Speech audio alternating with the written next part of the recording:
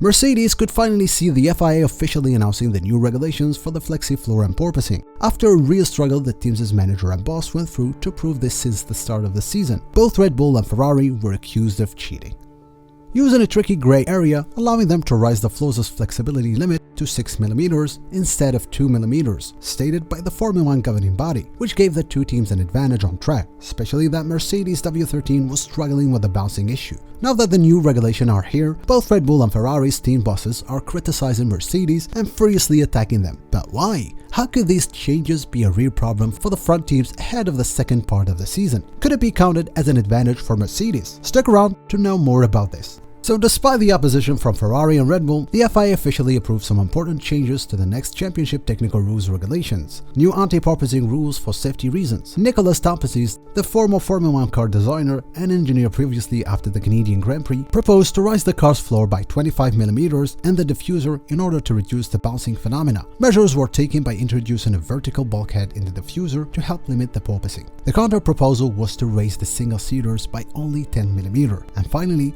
with the president meditation trying to satisfy both sides, it was decided to raise the side by 15mm, while the floor would be raised by 10mm while the rear diffuser begins, but looks like the vertical bulkhead in the diffuser has not been deliberated. Some teams and fans were happy, others were not. The Ferrari and Red Bull team bosses, who earlier alongside 6 teams contacted the president of Formula 1 governing body, Ben Sulayem, aiming to change his opinion because as they believe similar measures at this stage of the season may force many or particular teams to change their year's chase and recheck the next season projects already in progress. Binotto and Christian Horner believe these changes may actually allow Mercedes to reduce the performance deficit between their car and the F175, now V18, and get closer to the front teams. Binotto, Ferrari's boss, finds that safety doesn't actually present a good excuse to introduce those changes in this part of the season, suggesting that Mercedes could just raise the right height of their car to reduce the aero bouncing, without obliging FIA to change rules and impose on other teams changes they may not be suitable for them, pointing on the sensitivity of timing of these regulation release.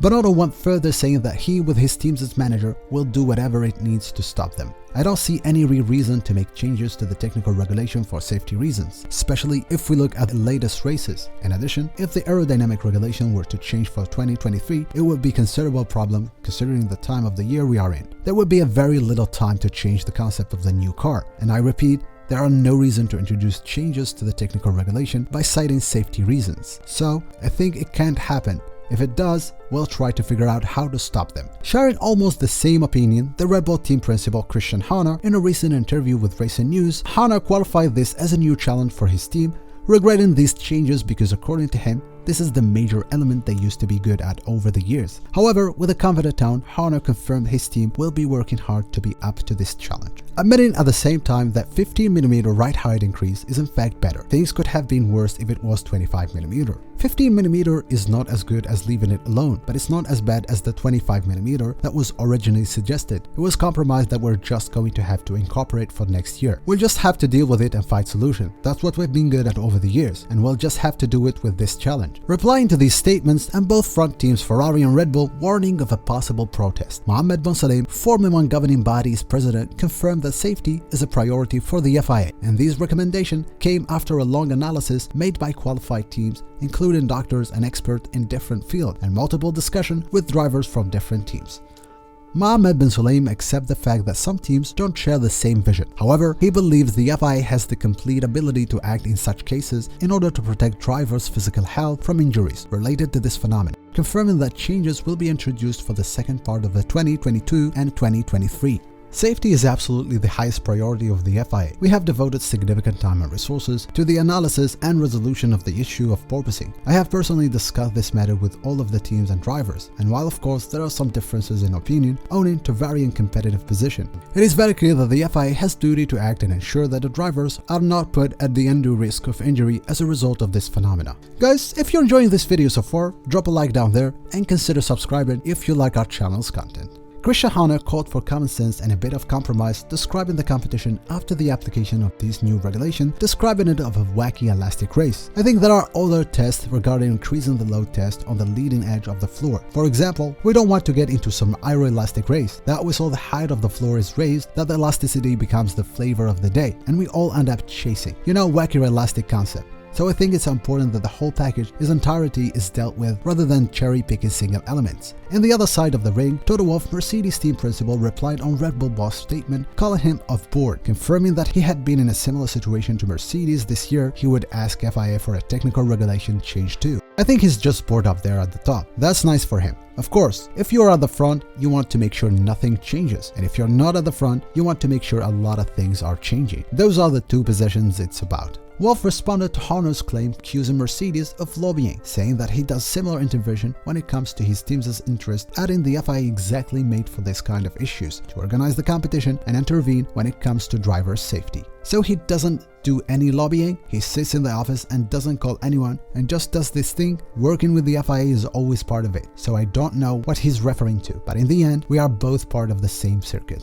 The Austrian didn't miss the chance to remind Horner of his history lobbying, giving as example the 2022 season being the engine mode changes while Mercedes were dominating the championship. The Mercedes boss, whose team is currently third in the constructors' standings, 30 points behind Ferrari and 127 behind leader Red Bull, stated that he wasn't the only one to ask for these recommendations, adding that the FIA discussed with many drivers from different teams and the decision was made according to their answers. There was a discussion among the drivers, but nobody's talking about the outcome. It's about a technical set of rules to protect the drivers. And if the cars are too stiff and bounced, you should do something about it now.